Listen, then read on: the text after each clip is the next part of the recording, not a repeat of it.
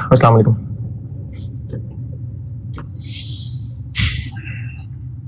दुरूद शरीफ पढ़ लें।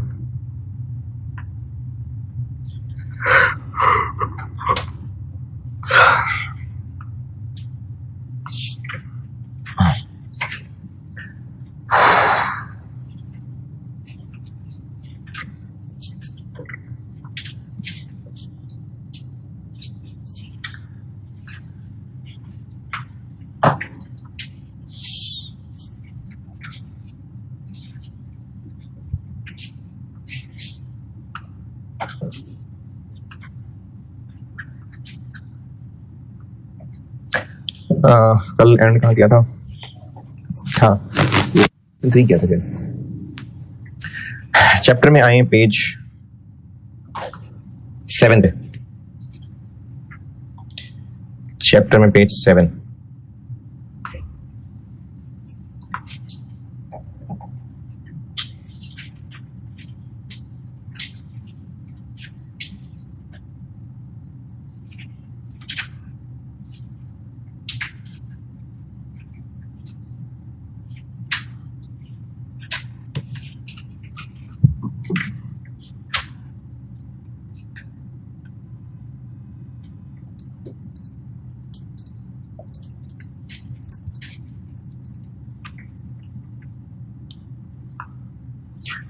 पेज 7 पे हेडिंग होगी मेजरमेंट। मिली? अच्छा, इसमें कुछ सीधी सीधी बातें पहले वो देख लें। पॉइंट नंबर 4 पढ़ लें।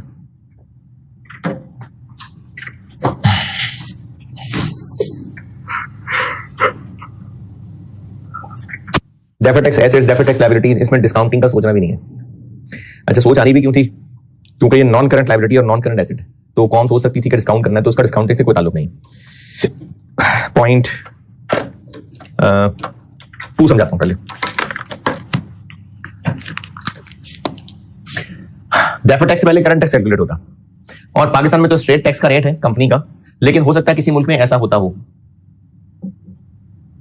कि पहले 1 मिलियन पे 30%, नेक्स्ट 2 मिलियन पे 32%, नेक्स्ट 3 मिलियन पे 34%, और मोर देन 6 मिलियन पे 38%।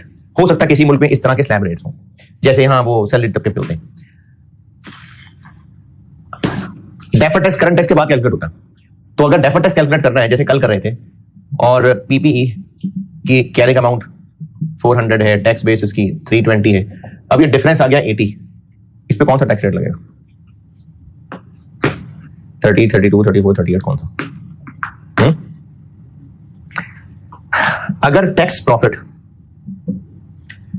9 मिलियन है, तो पहले तो आप बताएं करंट टैक्स कितना होगा?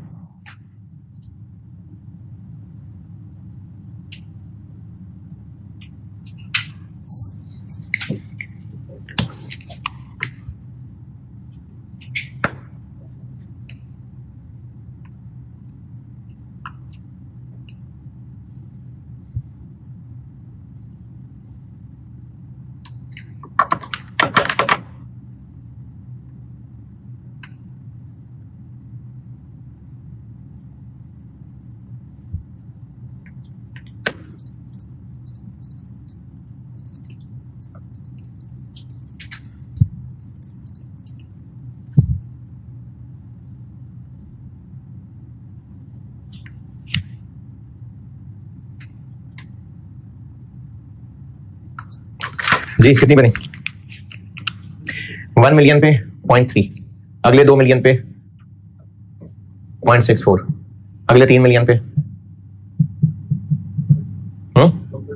1.02, और 6 से जो ऊपर है 3 मिलियन, उस पर 38%, 1.14। टोटल करंट टैक्स कितना बना?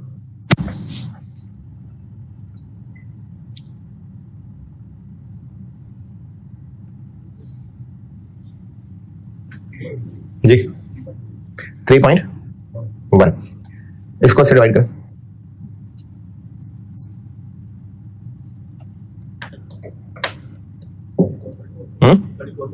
$34.44, ये लगा देंगे हम। यानी अगर मल्टीपल टैक्स रेट्स लगते हैं तो फिर हम एवरेज निकाल लेंगे। ये पॉइंट नंबर 2 का मतलब है।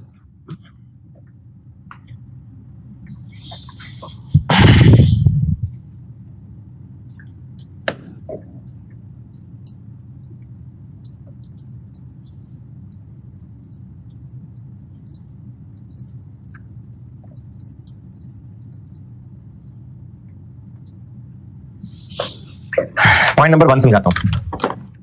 पॉइंट नंबर 1, ये अच्छा टेक्निकल पॉइंट है।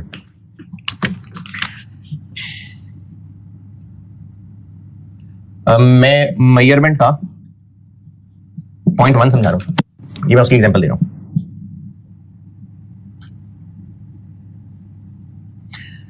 हमने रिसर्च कॉस्ट 40 मिलियन इनकर की है 2023 में, और टैक्स वाले कह रहे हैं कि वो इसकी डिडक्शन अलाउ करेंगे 20% 2023 में, 50% 2024 में और 30% 2025 में। यानी वो 3 साल में फैला के इसकी डिडक्शन अलाउ करेंगे। इसके अलावा जो टैक्स रेट्स अनाउंस्ड हैं,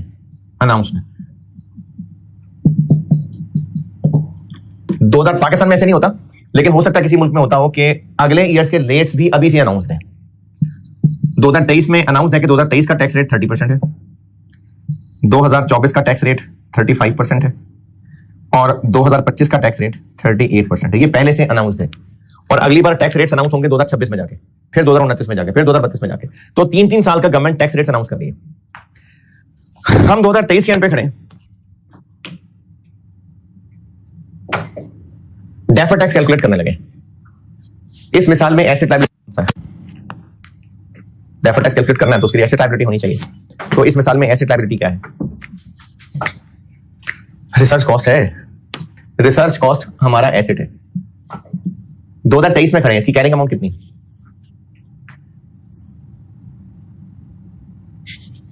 कैरिंग अमाउंट कितनी है? 0 है। क्यों? क्योंकि रिसर्च कॉस्ट एक्सपेंस है भाई। टैक्स बेस कितनी है? ये आपको कल जो एसेट्स की टैक्स बेस बता रहा था, तो उसकी एग्जांपल्स की लिस्ट में लास्ट आइटम थी कि अगर कोई ऐसा एक्सपेंस जो टैक्स वालों ने ओवर द पीरियड अलाउ करना हो तो हमें उसको एहतरामन एसेट कहना पड़ता है, वरना उस पर डेफर्ड टैक्स नहीं पकड़ा जाना। लेकिन कैरिंग अमाउंट्स की 0 होती है। टैक्स बेस कितनी? 2023 के एंड पे खड़े हम 40 मिलियन में से 20% तो 23 में डिडक्शन हो गई, बाकी 80% है जो अगले ईयर्स में होना है। 32 टैक्सेबल डिडक्टेबल एसेट है, कैरिंग अमाउंट कम है तो डिडक्टेबल। डिडक्टेबल डिफरेंस है तो रेट लग के आंसर कितना रेट लगेगा?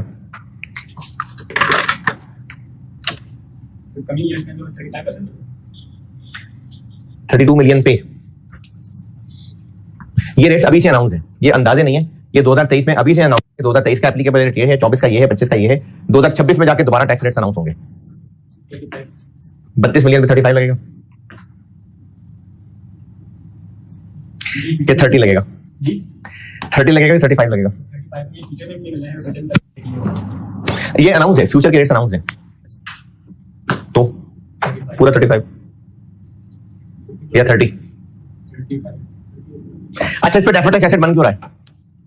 क्योंकि ये आज का बेनिफिट हमें बाद में हमने एक्सपेंस 40 मिलियन बनाया और टैक्स वालों ने सारा आज अलाउ नहीं किया। आज हमें दुख हुआ, लेकिन कल हमें डिडक्शन मिल जाएगी। तो कल मिल जाएगी डिडक्शन तो हमें टैक्स में फायदा होगा। तो चूंकि कल को फायदा होगा तो आज हम डेफर्ड टैक्स एसेट बना रहे हैं, तो कल हमें टैक्स में कितना फायदा होगा? ना, हमें एक पोर्शन पे 35 लगाना पड़ेगा और एक पोर्शन पे 38 लगाना पड़ेगा। इस 40 के अगेंस्ट हमें इस साल 8 मिलियन की डिडक्शन मिल गई, 20 मिलियन की डिडक्शन मिलेगी 2024 में, 12 मिलियन की डिडक्शन मिलेगी 2025 में। तो हमें अगले ईयर्स में टैक्स बचेगा, तो जितना टैक्स बचेगा उसी को अब हम डेफर्ड टैक्स एसेट कहने लगे।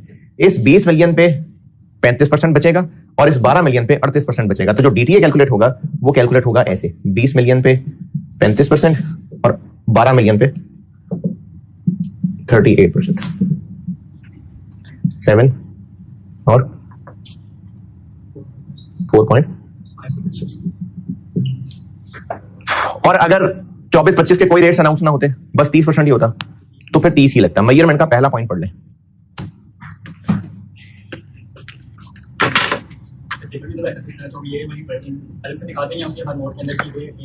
वो नोट नहीं है, वो तो टेबल वर्किंग बना रहे हैं, वो वर्किंग बना रहे हैं, उसी में 2 लाइनों में तोड़ के लिख दें।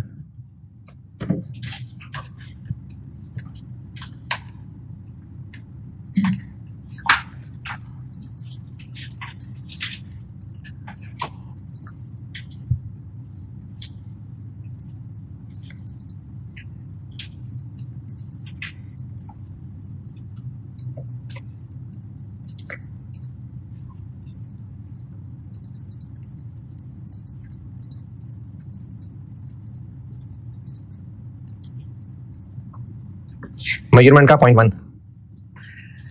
हम जब डेफर्ड टैक्स कैलकुलेट कर रहे होंगे तो हमने वो टैक्स रेट्स यूज करने हैं जो उन ईयर्स पे अप्लाई होंगे जब हम समझते हैं कि डिफरेंस खत्म हो जाएंगे, लेकिन शर्त यह है कि वो अभी अनाउंस हो चुके हों, दैट हैव बीन इनेक्टेड और substantively enacted by the end of reporting period. अगर अगले ईयर्स के रेट्स अनाउंस हो चुके हुए हैं तो फिर हमने अगले ईयर्स वाले रेट्स लेने, अगर नहीं अनाउंस है तो फिर तो करंट रेट ही लेने। ये पॉइंट नंबर 1 का मतलब है।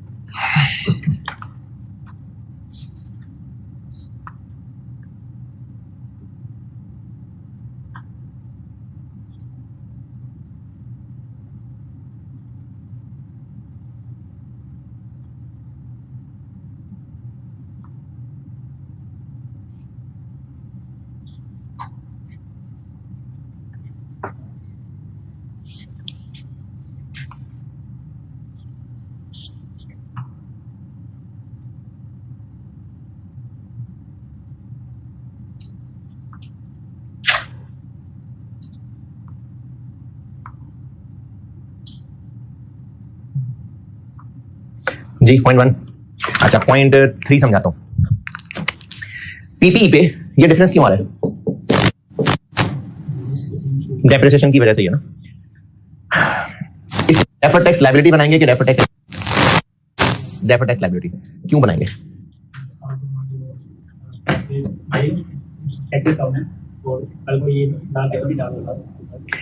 कल को जब डेप्रिसिएशन हम एक्सपेंस चार्ज कर रहे होंगे और वो जो टैक्स वाले अलाउ कर रहे होंगे वो थोड़ा अलाउ कर रहे होंगे, तो टैक्स वाले थोड़ी डेप्रिसिएशन अलाउ करेंगे, हमारा नेट प्रॉफिट टैक्स प्रॉफिट ज्यादा आ जाएगा, और जब ज्यादा आ जाएगा तो उस पर ज्यादा टैक्स लगेगा, तो इसलिए हम डीटीएल बना रहे होते हैं। अगर नॉर्मल बिजनेस के जो प्रॉफिट्स हैं, मतलब नॉर्मल जो बिजनेस प्रॉफिट है, उस पे टैक्स रेट 25% हो और रूल्स में लिखा हो कि जो कैपिटल गेन टैक्स होगा, पीपी बेचने में जो प्रॉफिट है वो भी कैपिटल गेन ही है, वो 30% होगा, तो अब इस 80 मिलियन पे कौन सा टैक्स रेट लगेगा? क्यों?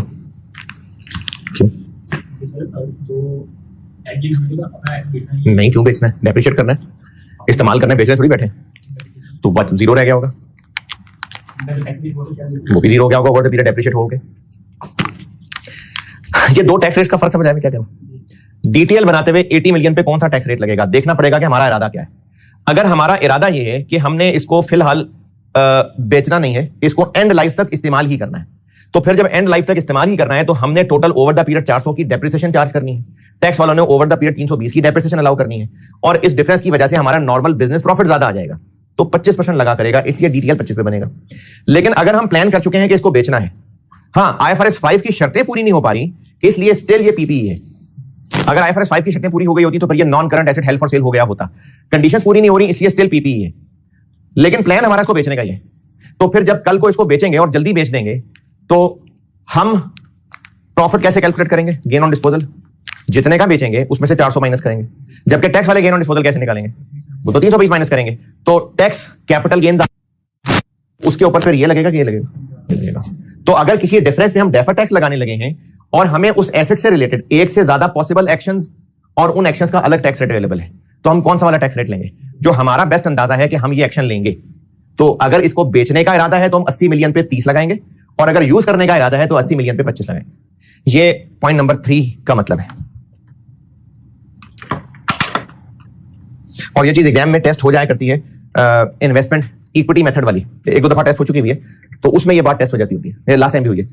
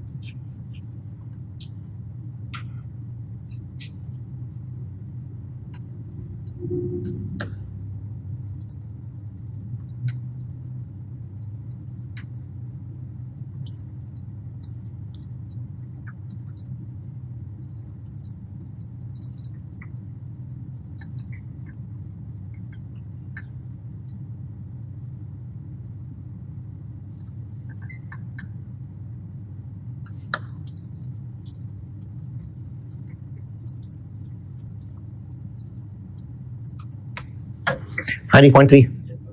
अच्छा जी, अब आपने पढ़ना है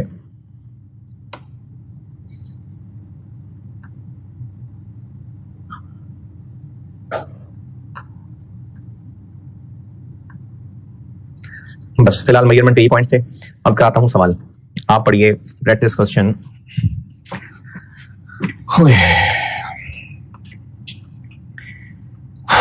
प्रैक्टिस क्वेश्चन 4 पढ़ लें। कैफ का ही है।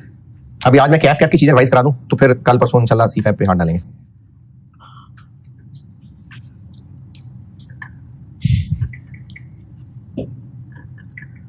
प्रैक्टिस क्वेश्चन 4 पढ़ लें, करता हूं।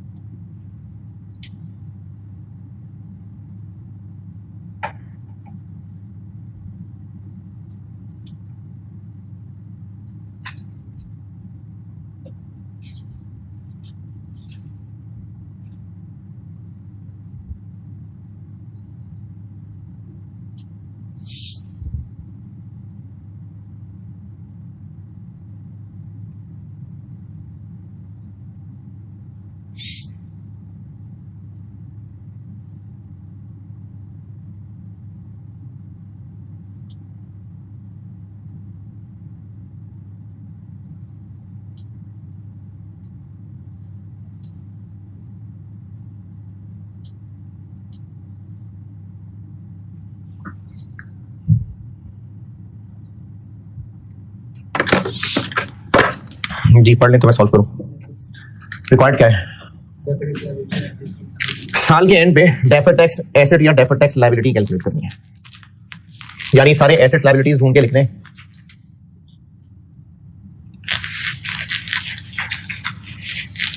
यार ये ना किसी कपड़े से करवा दो यार।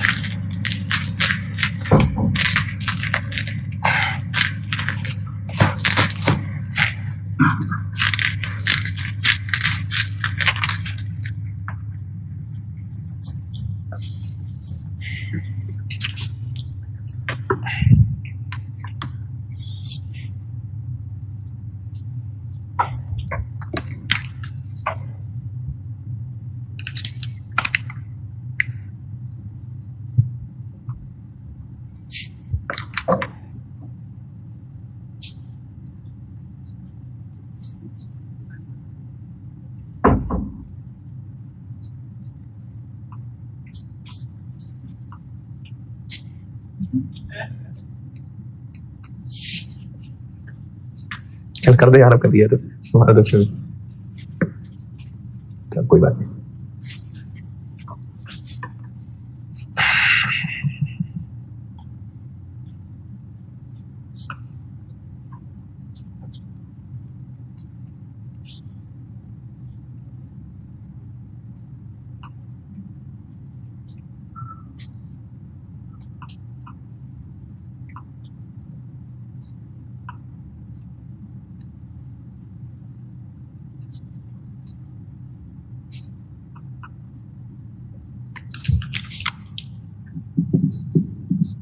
क्या लिखा हुआ था? लेक्चर 98। चलो ठीक है बेटा, शुक्रिया। हमें डेफर्ड टैक्स ऐसे डेफर्ड टैक्स लायबिलिटी कैलकुलेट करना है 2017 के एंड पे।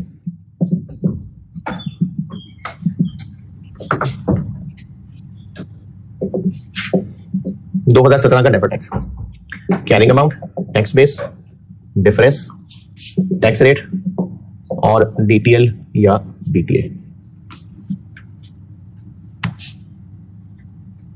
चलिए पहले पैराग्राफ से शुरू करें। एसेट्स ढूंढ ढूंढ के लिखते हैं। पहले पैराग्राफ पॉइंट 1 पॉइंट 2 जी पॉइंट 2 एक्सपेंस है जिसको टैक्स वालों ने ओवर द पीरियड अलाउ करना है, तो ये हम एहतरामन एसेट कहेंगे, जिसकी कैरिंग अमाउंट कितनी रखेंगे? 0। तो एडवर्टाइजिंग आ जाएगी, कैरिंग अमाउंट 0 हो जाएगी।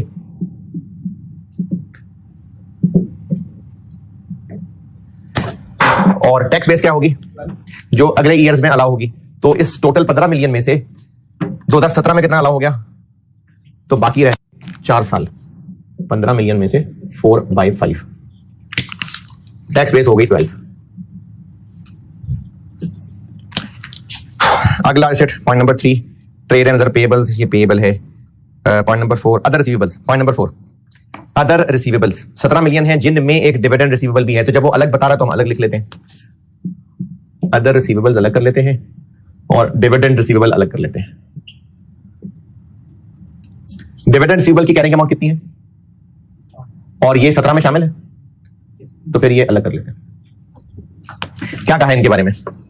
डिविडेंड इनकम पे 2017 तक कैश बेसिस पे टैक्स हुआ करता था 20%। तो 2017 में अगर हमें ये डिविडेंड मिल जाता तो जरूर टैक्स लग जाता, नहीं मिला क्योंकि रिसीवेबल आ रहा है। अब तो भी रिसीवेबल आ रहा है, तो with effect from 1 January 18 dividend exempt हो गया हुआ है। तो अभी इस वक्त जो हमारा डिविडेंड रिसीवेबल आ रहा है, अच्छा डेफर्ड टैक्स कैलकुलेट करते हैं हम पास्ट की वजह से, फ्यूचर को देखते हुए, तभी टैक्स रेट फ्यूचर वाला लेना है। तो डिविडेंड नहीं मिल जाता तो बात ही खत्म हो जाती। अभी नहीं मिला, जब कल मिलेगा तो क्या होगा? एग्जेम्प्ट होगा। तो ये कैटेगरी दूसरी वाली में फॉल कर गया, तो टैक्स बेस कैरिंग अमाउंट, तो इसकी टैक्स बेस हो जाएगी कैरिंग अमाउंट। और वो जो अदर रिसीवेबल्स हैं उनकी टैक्स बेस 6।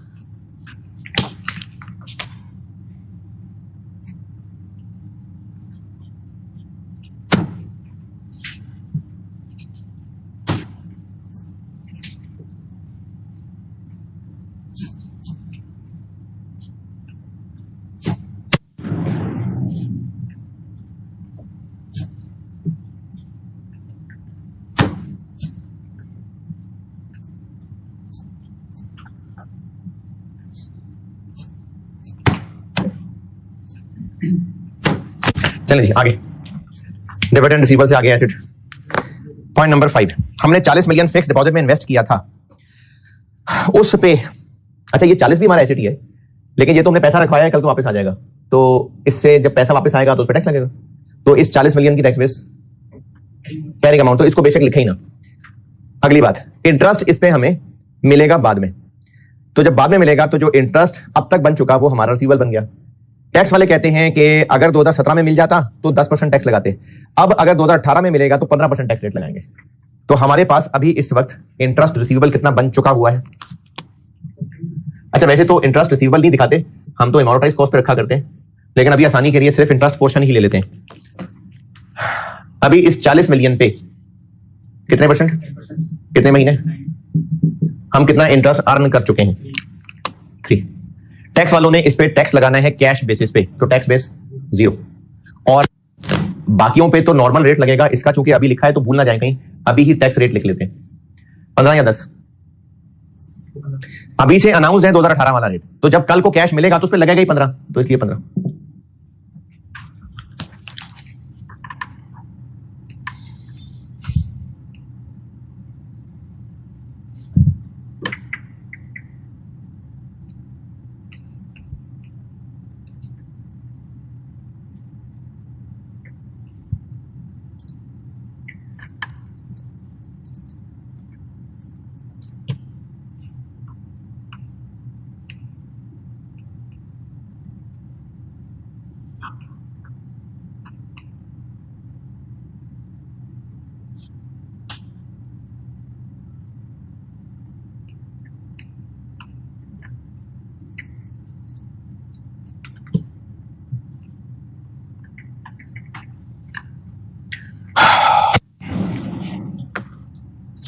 जी पॉइंट नंबर 5, पॉइंट नंबर 6, 1 जनवरी 16 यानी पिछले साल मशीन ली थी लीज पे, और उस लीज का रेंटल और इम्प्लिसिट रेट बताया। तो अब ये हो गई लीज वाली कहानी, तो हम कर लेते हैं लीज वाली वर्किंग। इनिशियली लीज लायबिलिटी और राइट ऑफ यूज दोनों किस अमाउंट पे रिकॉर्ड किया होगा? रेंटल एडवांस है या कितना? 28 एज इट इज हो गया, plus 28 1 minus implicit rate power minus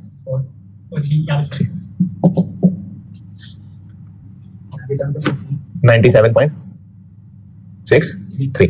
ये वाकया है 1 जनवरी 16 का, तो इस बात को गुजर गए 2 साल, तो 97.63 2 साल डेप्रिशिएट हो गया होगा 48।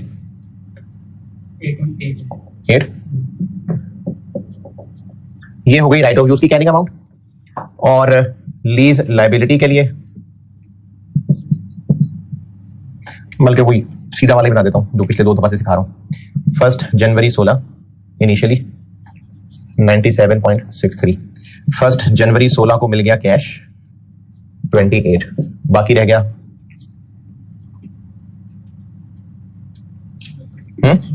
69.63। फिर 31 दिसंबर 16 को लगा इंटरेस्ट। ये वही इसका जो ऐसे बनाते थे तो वो ऐसे भी सिखा दिया आपको।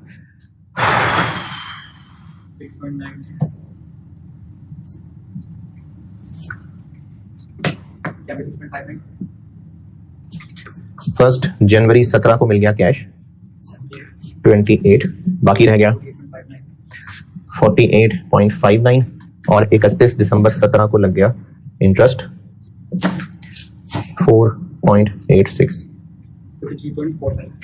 53.45। तो राइट ऑफ यूज की कैरिंग अमाउंट आ गई 48.81, और टैक्स बेसिस की 0 होती है। और जब लायबिलिटीज लिखूंगा तो लीज लायबिलिटी भी लिख लूंगा। हाँ ठीक है, कोई मसला नहीं, कोई मसला नहीं। पॉइंट नंबर 7, पॉइंट नंबर 7 में एक तो आ रहा है प्लांट और एक आ रही है बिल्डिंग। पहले करते हैं प्लांट की बात। और प्लांट इस साल के शुरू में ही लगाया था, और अकाउंटिंग डेप्रिसिएशन और टैक्स डेप्रिसिएशन उन्होंने डेप्रिसिएशन के रेट दिए हैं, तो हमें कैरिंग अमाउंट टैक्स बेस निकालनी पड़ेगी।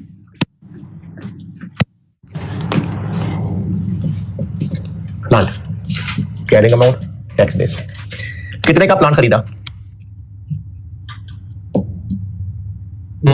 250। लेकिन आई 37 के मुताबिक इसमें डिसमेंटलिंग भी कैपिटलाइज होगी। वो कितनी है टोटल अमाउंट? 50। डिस्काउंट किस रेट पे? कितने साल?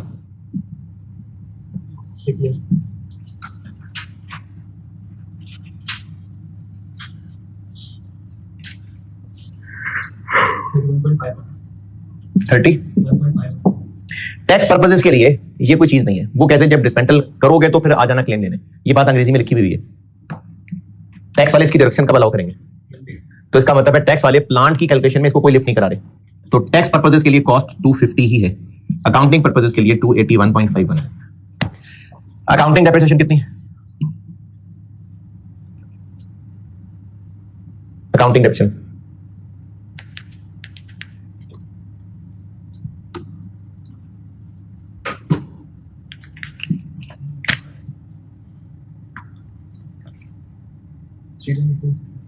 स्ट्रेट लाइन बेसिस 6 साल पे बहुत अच्छा लगा दिया। हाँ जी,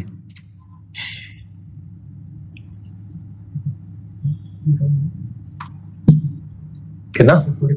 46.92। और टैक्स डेप्रिसिएशन तो पहले ही साल है 225 और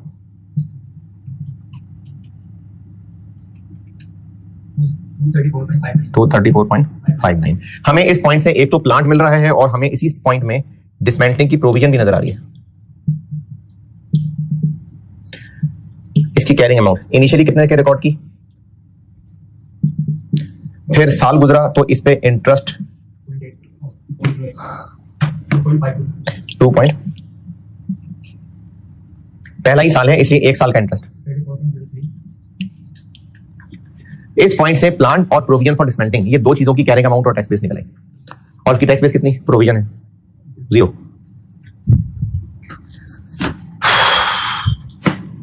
पॉइंट 7 में ही एक और चीज है, पॉइंट 7 या 6 जो भी है, बिल्डिंग। ये जो बिल्डिंग है थी 4, उनमें से एक बेच दी। तो बच्चों बेच दी वो गई। हमने तो ईयर एंड पे एसेट्स लायबिलिटीज लेने होते हैं, तो एक गई तो गई, बाकी रह गई 3।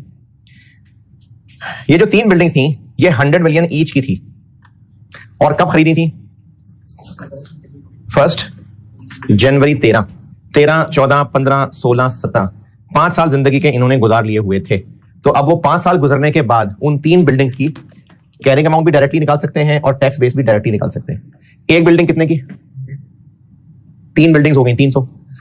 टोटल लाइफ 5 गुजर गए हुए हैं तो 25 रह गए।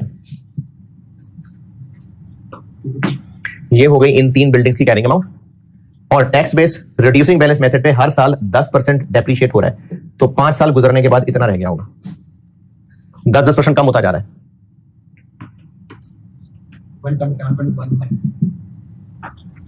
ये पॉइंट नंबर 7 से हमें प्लांट, बिल्डिंग और प्रोविजन फॉर डिसमेंटलिंग उनकी कैरिंग अमाउंट और टैक्स बेस मिल गई।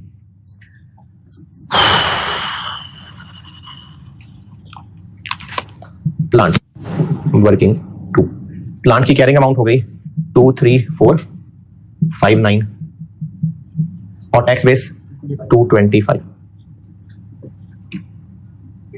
Building carrying amount 250, tax base 177.15। ये हो गए सारे एसेट्स।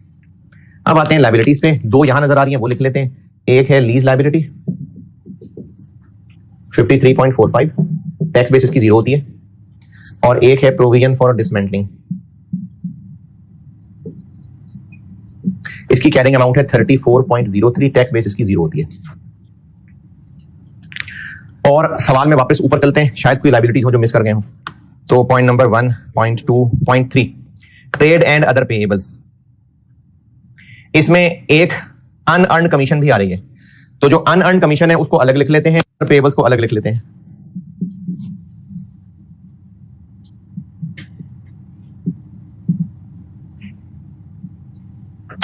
अदर पेएबल्स की कैरिंग अमाउंट कितनी?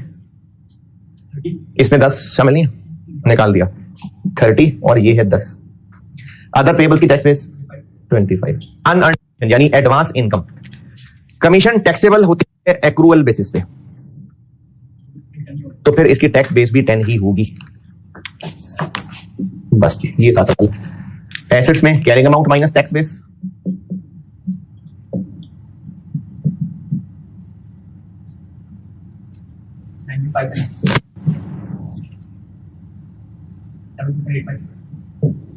और लायबिलिटीज में tax base minus carrying amount.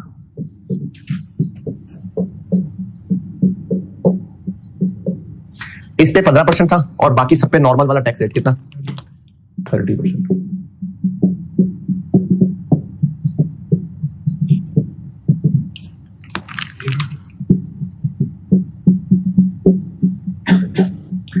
सब पे डीटीएल डीटीए बन जाएगा, जो पॉजिटिव है वो पॉजिटिव लिख दें, जो नेगेटिव है वो नेगेटिव लिख दें, और इन सबका ग्रैंड टोटल कर देंगे तो सवाल की रिक्वायरमेंट आ जाएगी।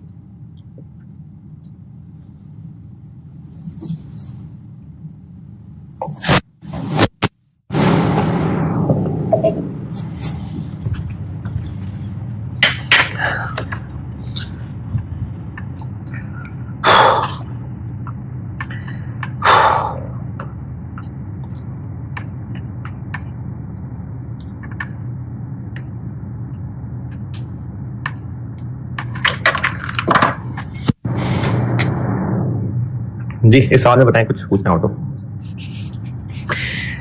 अच्छा अब ना एक सवाल का एक पार्ट करता हूं फिर ब्रेक करता हूं। इसी तरह का सवाल है, सेम डेफर्ड टैक्स कैलकुलेट करना है। प्रैक्टिस क्वेश्चन 5 पढ़ लें, ऑल्दो कि उसमें करंट टैक्स की कैलकुलेशन भी है, लेकिन मैं अभी सिर्फ उसका पार्ट बी करना चाह रहा हूं ताकि डेफर्ड टैक्स की कैलकुलेशन पे हाथ थोड़ा और सीधा हो जाए। ये को carrying amount tax base difference ये निकालना कुछ पल्ले पड़ा कि मैं ही करे जा रहा हूं। ये हम करें।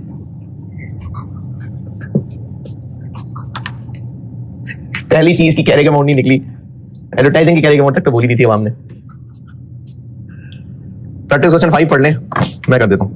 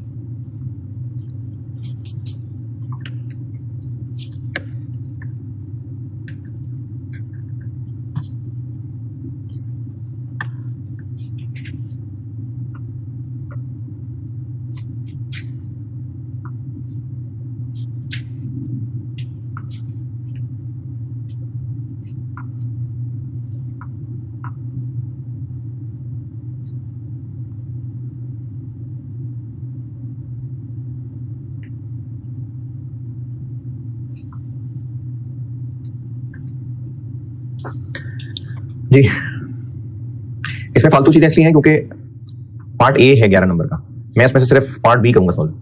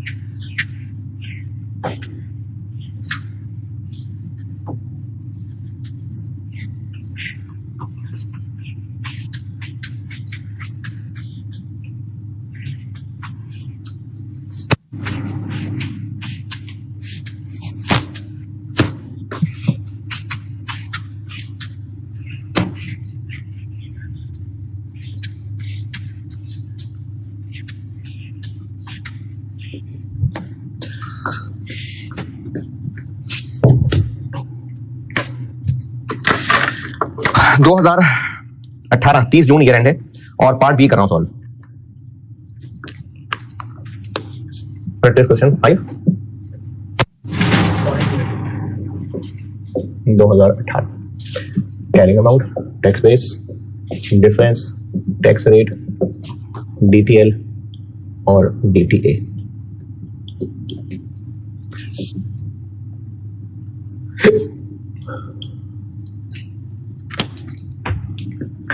चलो जी एसिड्स ढूंढते हैं। सबसे पहले पैराग्राफ पॉइंट 1 पॉइंट 2, ये तो डेप्रिसिएशन है।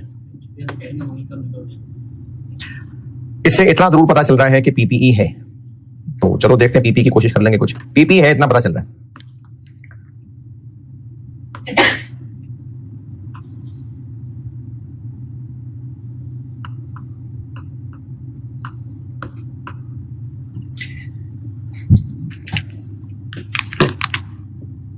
पीपीई है, कितना है पता नहीं, देखते हैं। इतना पता है कि पीपीई है। Point number 3, during the year एक मशीन बेची जिसकी बुक वैल्यू, अच्छा तो बेची तो फिर तो बात ही खत्म हो गई। पॉइंट नंबर 4, एक ट्रेडमार्क है और उस ट्रेडमार्क को हमने इंटेंजिबल एसेट बनाया हुआ है और उसकी यूजफुल लाइफ चूंकि इनडेफिनिट है। अच्छा कैफ का सवाल है तो इसलिए ना IS 38 IS 37 ज्यादा मिलेंगे इसमें, लेकिन डेफर्ड टैक्स की कैलकुलेशन की रिवीजन के लिए कैफ ही ज्यादा अच्छा है। हमारे बुक्स में एक ट्रेडमार्क इंटेंजिबल एसेट आ रहा है जिसकी लाइफ इनडेफिनिट है। इनडेफिनिट लाइफ होती है ना तो उसको अमोर्टाइज नहीं किया जाता, तो हमने इसको अमोर्टाइज नहीं किया होगा, जबकि टैक्स वाले इसको अमोर्टाइज कर रहे हैं 10 साल पे। खरीदा कब था? 1 जुलाई 15। तो हमारी बुक्स में तो ये अभी तक 90 ही आ रहा होगा, क्योंकि जब अमोर्टाइज ही नहीं कर रहे तो उसने 90 ही रहना है। लेकिन टैक्स वाले इसको 10 साल पे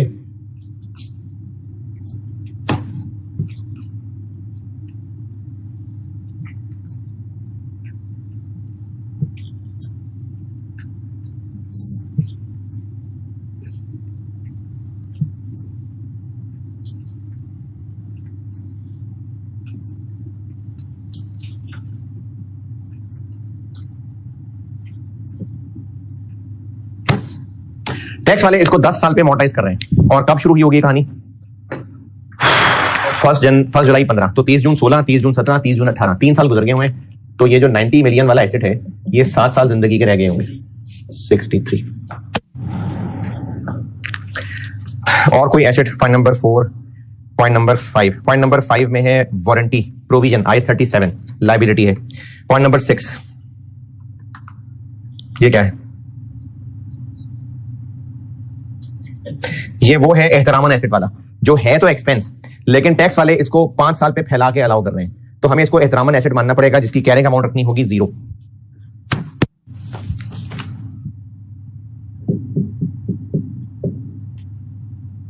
कैरिंग अमाउंट 0 और टैक्स बेस जो कल रिडक्शन मिलनी है, कितना खर्चा है? 17.5। और टैक्स वालों ने इसको अलाउ करना है 18, 19, 20 5 साल पे, तो 1 गुजर गया। 14।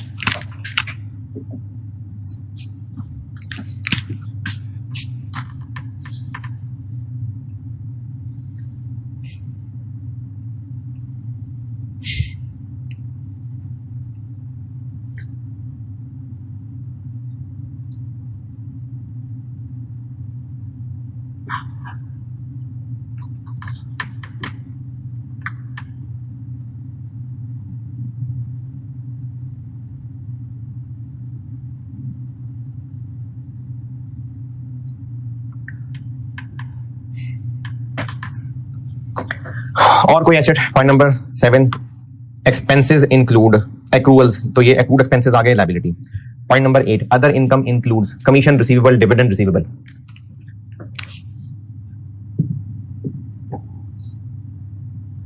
डिविडेंड रिसीवेबल, अच्छा वो कह रहे हैं अदर इनकम इंक्लूड्स, मैं रिसीवेबल लिखे जा रहा हूं।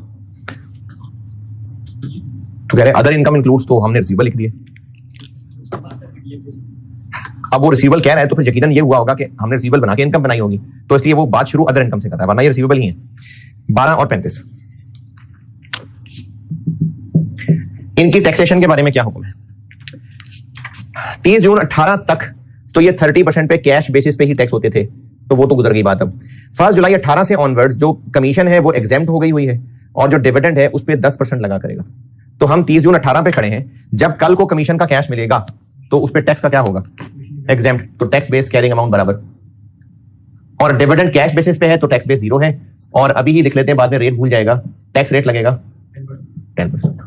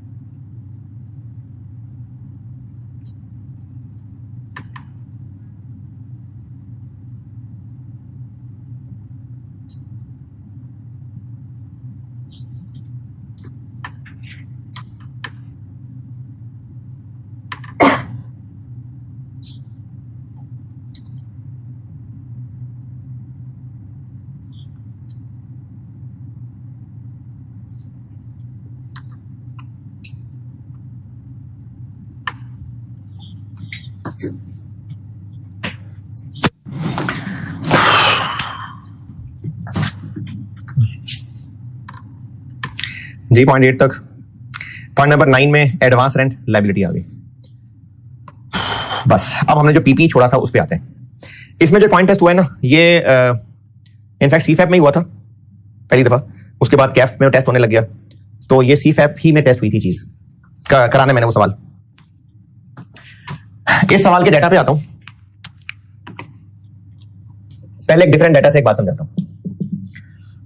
अभी तक सवालों के अंदर हम लोग कैरिंग अमाउंट टैक्स बेस एक एक एसेट की लेके चल रहे थे, यानी उस एसेट की कॉस्ट, उस पे डेप्रिसिएशन का रेट। लेकिन अगर हम पूरे पीपीई को एज अ होल क्लास देखें तो ओपनिंग बैलेंस होगा, एडिशन हुई होगी, डिस्पोजल हुआ होगा, डेप्रिसिएशन हुई होगी, कहीं शायद रिवैल्यूएशन हुई हो, तो पूरी क्लास में ये कुछ साल के दौरान हुआ हो सकता है।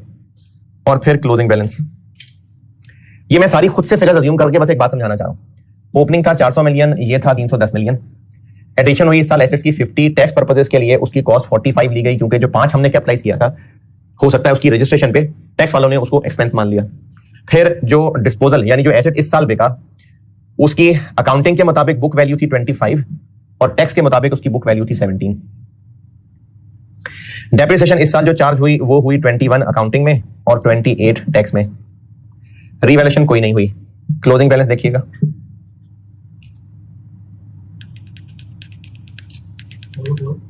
फोर 3।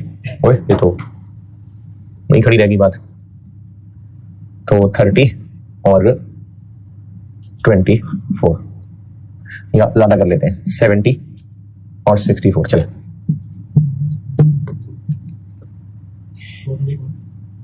424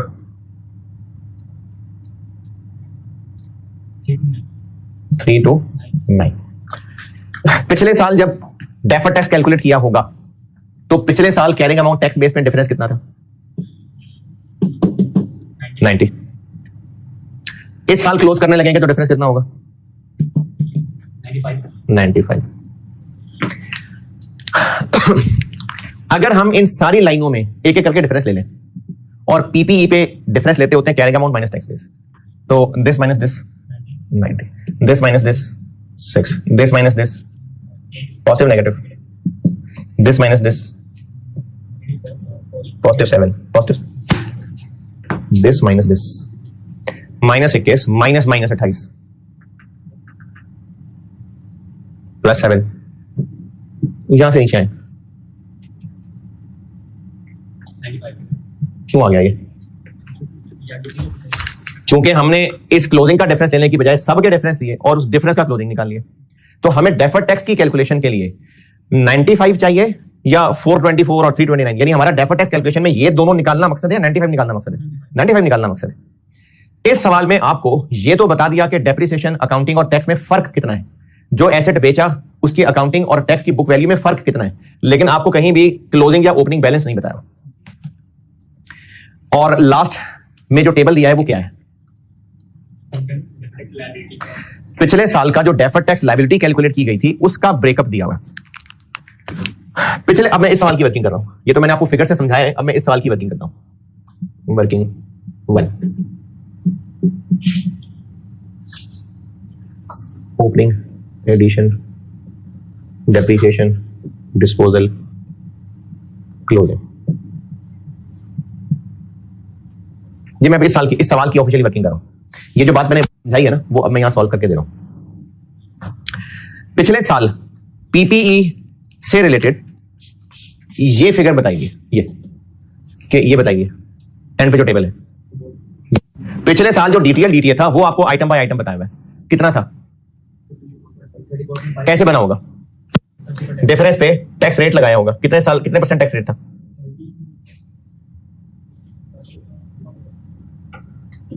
हाँ जी 30 होगा। ये पता है, ये पता है, यहां से उल्टा चलते हैं। 34 डिवाइडेड बाय 115। हमें फिगर नहीं पता, कोई बात नहीं, ये पता है। और सवाल में आगे चलें, पॉइंट 1 से चलना शुरू करें। क्या क्या पता है? पॉइंट 2, किसकी डेप्शन ज्यादा है? तो फिर आप ये छोड़ दें, यहां लिख लें कितनी ज्यादा है, 45। और आगे चलें, पॉइंट 3 तो आगे भी नहीं है।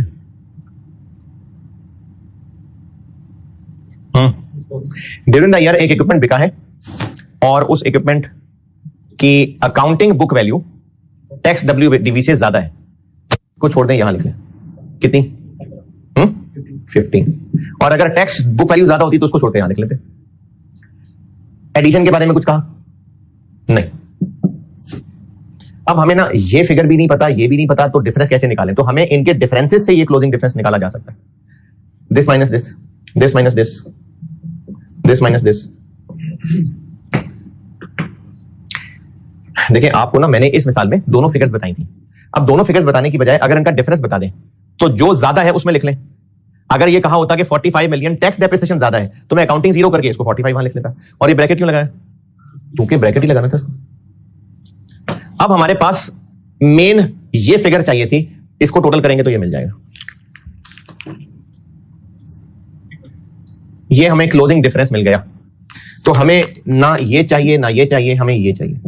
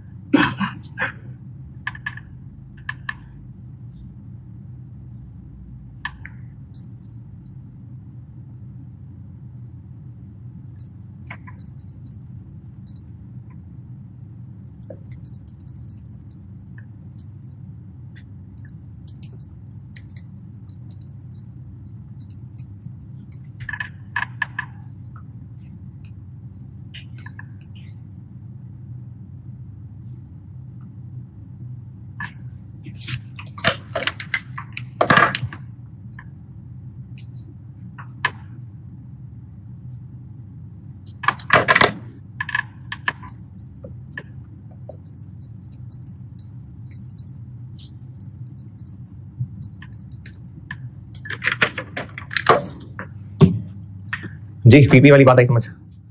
ये एसेट्स अब लायबिलिटी ढूंढते हैं, फिर शुरू से वापस आ जाए। 0.1, 0.2, 0.3, 0.4, 0.5। अच्छा ये चूंकि IAS 37 की कैलकुलेशन है ना, कैफ में होती है ये CFAP में इस तरह की चीजों में नहीं उलझाया होता। तो मैं आपको खुद ही इसका आंसर बता देता हूं। जो सेल्स पे हमारा बेस्ट एस्टिमेट है वो है 2% खर्चा होगा, तो प्रोविजन उस खर्चे की बनती है जो हमारा बेस्ट एस्टिमेट अभी मजीद खर्चा होना है। 1750 इस साल की सेल्स है, उस पे बेस्ट एस्टिमेट है खर्चे का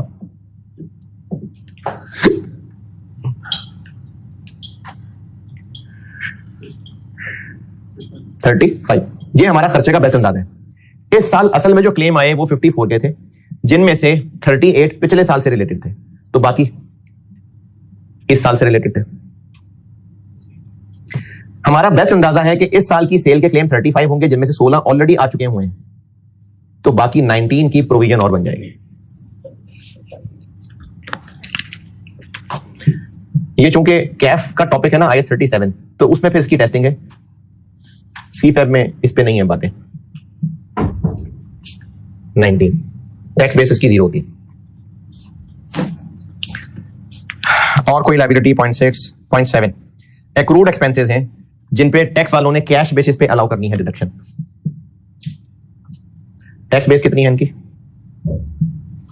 टैक्स वालों ने डिडक्शन अलाउ करनी है कैश बेसिस पे, तो tax base 0। Point number 8। Point number 9, advance rent आ रहा है हमारी लायबिलिटीज में। एडवांस रेंट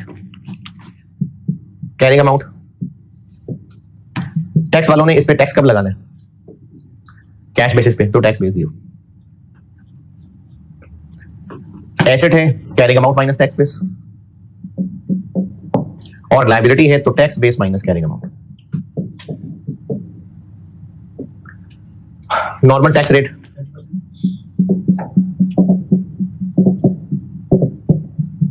तो इन सब पे 30 लगेगा, इस पे 10 लगेगा, तो किसी का DTL निकलेगा, किसी का DTA निकलेगा।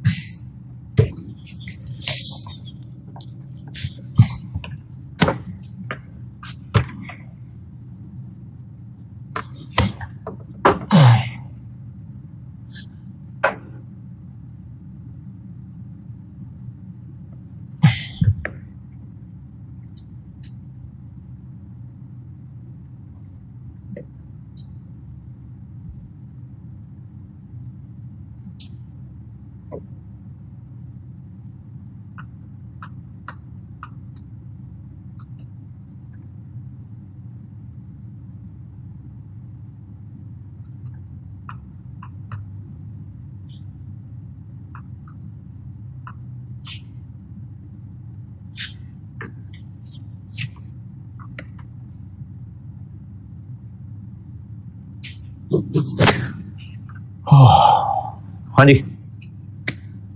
इस सवाल में बताएं, कुछ पूछना है तो चलो ठीक है। 98 बस।